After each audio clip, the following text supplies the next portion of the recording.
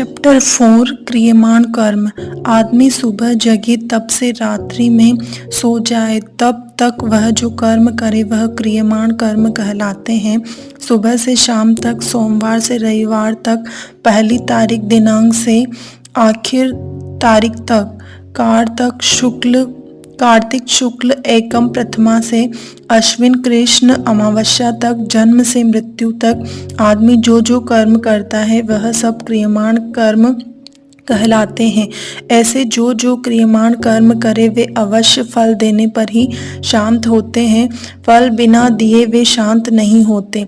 क्रियमाण कर्म को फल देना आवश्यक है, फल के बिना उन्हें छुटकारा नहीं है। फल तो भुगतने ही पड़ते हैं, इसके बाद ही छुटकारा होता है। उदाहरण के लिए आपको प्यास लगी, आपने पानी पी लिया, पानी पीने का कर्म किया, प्यास बुझ गई, कर्म फल देकर शांत हो गया। आपने खाना खाया, खाने का कर्म किया, भूख मिट गई, कर्म फल देकर शांत हो गया।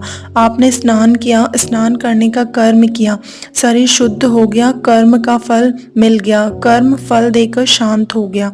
आपने किसी को गाली दी, उसने आपको चप्पल मारा, कर्म का फल मिल गया, कर्म फल देकर शांत हो गया।